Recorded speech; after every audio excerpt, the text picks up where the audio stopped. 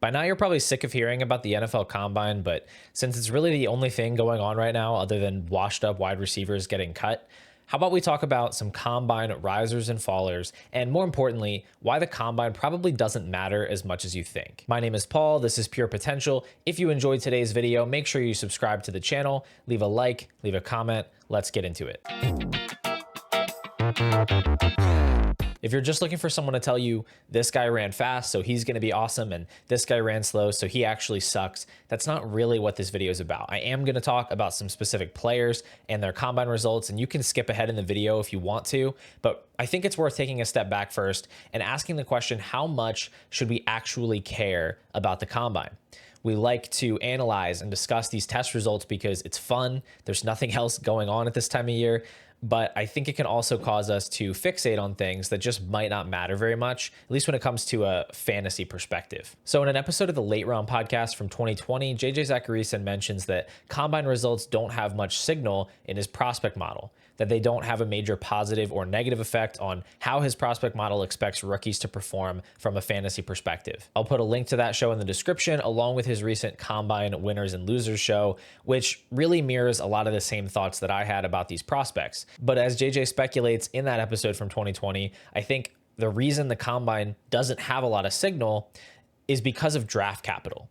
So draft capital, which is where players go in the NFL draft, is the single most important variable that we have for predicting fantasy football success. Anyone that tells you that draft capital doesn't matter or that you shouldn't factor it into your opinion of rookie prospects is just wrong, plain and simple. I mean, it's just really bad advice. Now, this doesn't mean that players drafted early always succeed or that players drafted late always fail. We have plenty of examples to show that's not the case. We have plenty of late round players that hit. We have plenty of early round players that bust. And we should still care about other things like age-adjusted college production, the situations that these players get drafted into, and yeah, even their film. But it might be helpful to think of these other variables, things like production, like film analysis, situation, as modifiers. So just imagine for a minute that your initial rookie rankings, right? You're making your own rookie rankings. Pretend they're just every fantasy eligible player in the order that they were drafted. So if we imagine this year, you look at recent mock drafts, maybe this year it's Cam Ward, Ted McMillan, Shadur Sanders, Ashton Genty, Tyler Warren,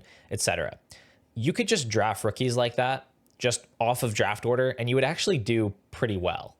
I'm not advising that, but I'm just saying you honestly wouldn't do terribly. And that's really just a testament to how powerful draft capital is as an indicator of fantasy success. Mostly this is because it drives opportunity. Players that get drafted earlier are going to get more opportunities to succeed. But of course, we do like to layer in those other variables to evaluate our rookies. That's what helps us fine tune that order. So you take draft order and you think of that as kind of the default, then you use other things to move players up and down. You look at things like production and efficiency in college situations. You can move a round 3 running back like Devon Achane ahead of a round 2 wide receiver like Jonathan Mingo due to their college production or their scheme fit or the projectable upside.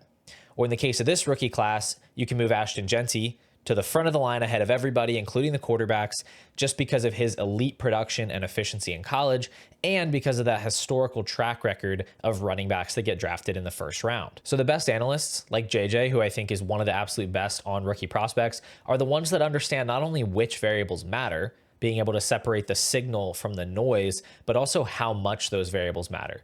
Which brings us back to our original question and really the point of this video: how much do combine results matter? My personal stance is that once we know where players have been drafted, the combine doesn't matter a ton. And that opinion is backed up by my friend Ryan Heath's research over at Fantasy Points. So we're about to jump into some specific player takes here, but I will be referencing his recent article, 2025 NFL Combine, What Matters for Fantasy, throughout the rest of this video. And I'm going to put the link below if you want to go and check that out. Now, I know already in this video, I'm talking about a lot of other people's analysis here rather than just my own, but frankly, JJ and Ryan, they're just better at this than me.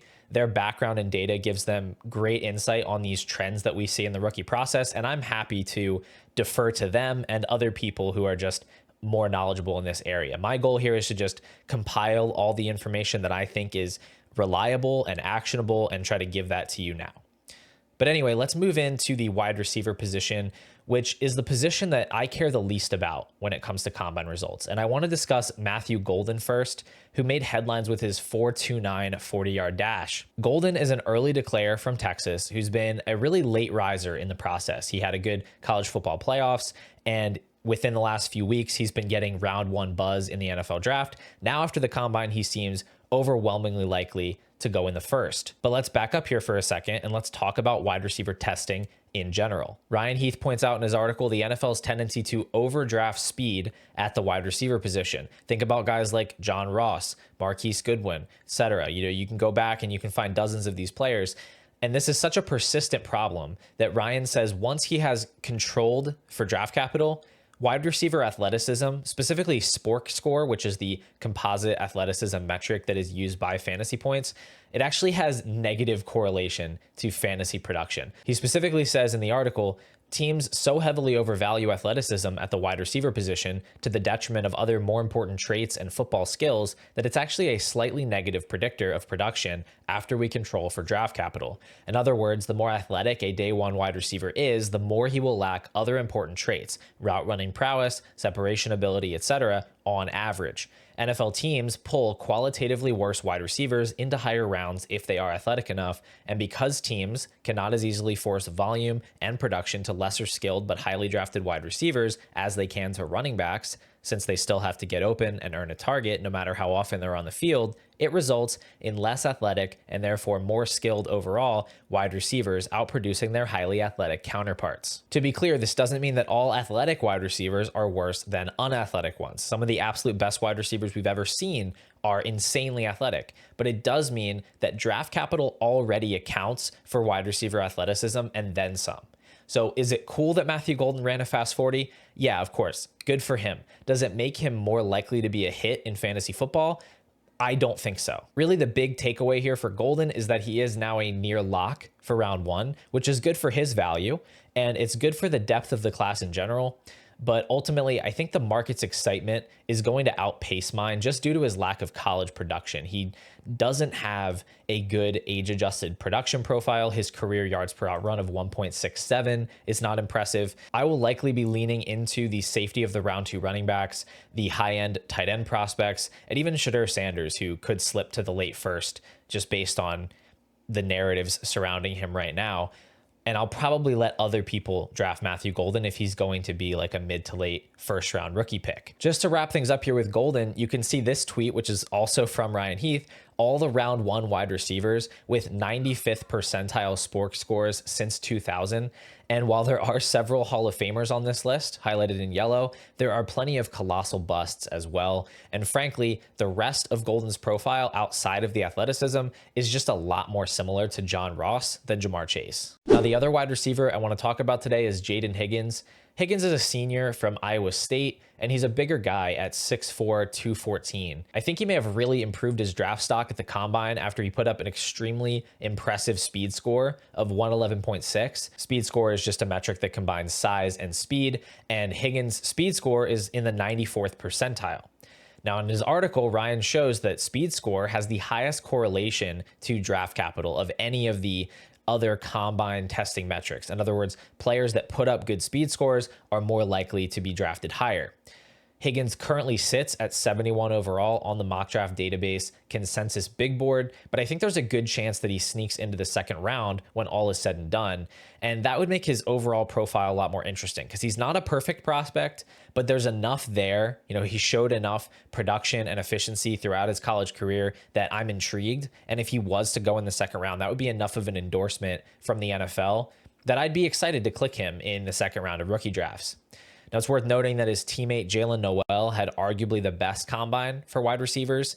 And if both of these wide receivers are good, which is definitely possible, it would explain why neither of them truly dominated in 2024. All right, moving over to the running back position, you really can't talk about last week's combine results without talking about Bhayshul Tuten. And I'm not sure if I'm saying that right. Hopefully, I was close enough. A lot of people had never heard of this guy prior to the combine. I really only knew about him because of early best ball drafts. But he had an insane weekend in Indianapolis. His 4.3 240 at 5'9 206 is good for a 118 speed score. That's the best score in this class and it's comparable to Jonathan Taylor, who had a 121 speed score, and it's better than Bijan Robinson and Jahmyr Gibbs. So although Tuten is not necessarily a huge running back at 206, his combination of size and speed is still extremely rare at the position. And he wasn't an elite producer in college. I've seen some criticism of his tape, but think about how running backs get opportunities in the NFL. Right? The first way is just through an initial investment of draft capital. Teams will draft you higher. They're more likely to put you out on the field and try to get a return on that investment. Otherwise, we see running backs step in for injuries, and that's how they can get on the field, or they just impress in the camp or preseason. Think of somebody like Bucky Irving last year, who really impressed the coaches and forced his way into a bigger role than a lot of people expected. Being a mega athlete like Tuten is, that just makes success more likely in each of these areas. It makes him more likely to get drafted earlier. If he ends up a backup somewhere, it makes him more likely to impress in a fill-in situation. And a guy with that kind of speed and explosiveness is just more likely to stand out in practices, in camp. So I think he's actually got good odds of being a top 100 pick at this point. He's sitting outside that range on the consensus big boards right now, but it hasn't been that long since the combine. There's still time for his hype to grow, and we could potentially just see all the running backs go a little bit earlier than we're expecting. Who knows?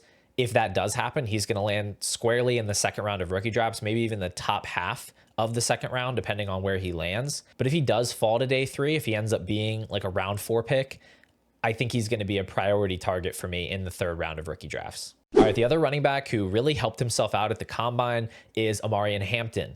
He's an early declare out of UNC. He measured in at 6 foot 221, and then he ran a really impressive 4.46 40.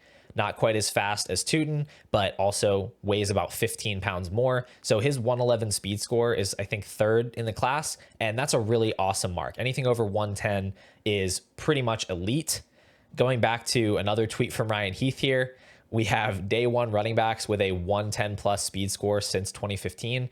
Saquon Barkley, Travis Etienne, Leonard Fournette, Jahmyr Gibbs, Rashad Penny, Ezekiel Elliott. That is really good company to be in. Now, we don't know for sure if Hampton's going to go in the first round, but he was already rising on Mock Draft Database prior to the combine, and today he sits at 34th overall in their rankings, and that's just outside the first round. So I think it's very possible at this point that he goes to a team in the late first, and I think if that happens, he becomes kind of the clear 102 in this class. Just looking at his production, his age, his athleticism, with that draft capital, that would put him in incredible company, like I just pointed out in that tweet. But even if he ends up in the early second round, he's going to be an awesome pick. Remember, that's where Breece Hall went. That's where Jonathan Taylor went.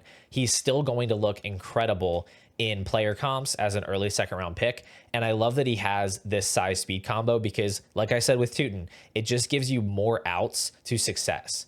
Right? Not that I necessarily even have criticisms of Hampton as a rusher, because I really don't, but this type of speed can sometimes even mask deficiencies, and it helps to create explosive plays. So overall, just really high on Omarion Hampton. I think he now has the potential to go as high as 102 in your rookie drafts, and it's going to be exciting to see where he lands on draft day. All right, let's close things out with the tight end position, and specifically Harold Fannin. Fannin has been, and probably still is, viewed as the tight end 3 in this class, behind Tyler Warren and Colston Loveland. People have argued back and forth about how close he is to those guys, but he's been that third name in the mix. He was insanely productive in college. He's an insanely young prospect. He'll still be 20 years old when he gets drafted, so it makes sense why people like him. He did play at Bowling Green. The level of competition there is a concern. Blocking ability is a concern.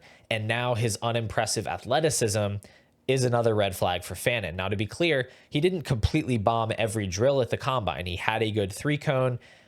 He was fine in the 40 overall, but at his size, it wasn't a very good time.